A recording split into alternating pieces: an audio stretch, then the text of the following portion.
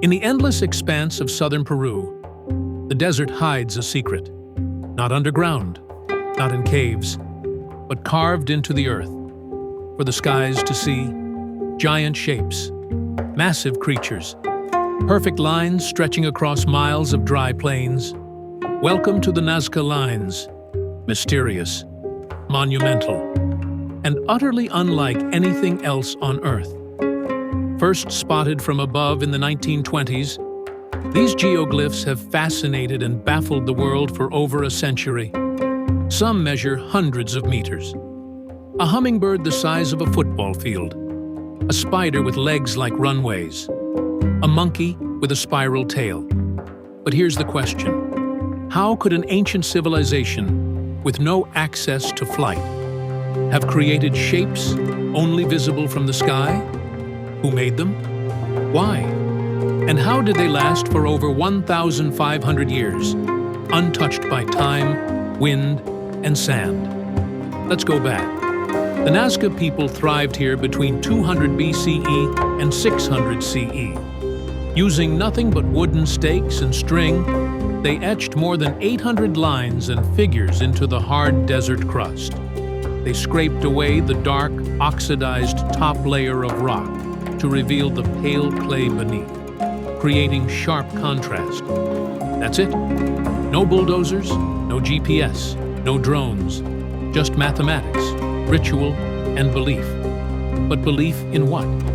That's where the mystery begins. Some believe the lines point to constellations, an ancient celestial calendar etched in stone. Others say they were sacred pathways, walked by priests during rain-making ceremonies. After all, the Nazca Desert is one of the driest places on Earth. To these people, water wasn't just survival, it was everything. Some glyphs, like the hummingbird and the whale, may have represented water spirits or fertility deities. Then there's the alignments. Some lines match up with solstices. Others line up with underground aquifers. Could they have been maps? If so, they were maps meant for the gods, or for someone watching from above. This is where the theories go beyond the textbook. Swiss author Erich von Däniken famously proposed in the 1960s that the lines were made for, or even by, extraterrestrials. That the Nazca people were guided by ancient astronauts. To skeptics, it was fantasy. To millions, it was possible. There is, after all, one glyph that looks strikingly humanoid. A figure with wide eyes, waving an arm. They call it the astronaut. But whether it's myth or metaphor, the truth remains elusive. Why go to such effort? Why walk, measure, etch, and preserve these shapes when you can't even see them from the ground? Perhaps the Nazca believed the gods lived in the sky, and the lines were messages, not meant for human eyes, but for those watching from above. Their desert became a canvas. Their worship became geometry. And remarkably, they've lasted for over 2,000 years. The lack of rain and wind preserved the lines in perfect form. Until now.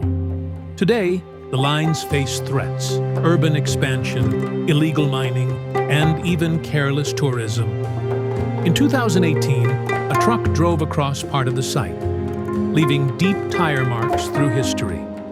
Preservationists are racing against time. Drones, satellites, and AI are now being used to scan and document hundreds of geoglyphs, including new ones never seen before. That's right. The desert is still revealing secrets. New figures, cats, warriors, snakes, all hidden just beneath the surface. Every year, more are found. It's as if the Nazca left us a message too big to see at once. A puzzle you can only solve from the sky. A reminder that even in the harshest places on Earth, human beings reached for the stars, not with machines, but with stone, with faith, with vision. The Nazca Lines are not just art, not just maps. They are a language, etched in silence, speaking across centuries.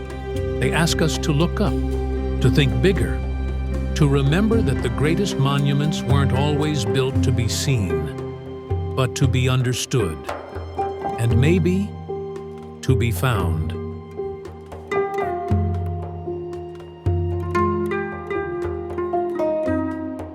If you enjoy our stories, don't forget to subscribe and tell us in the comments what topic you'd like to see next.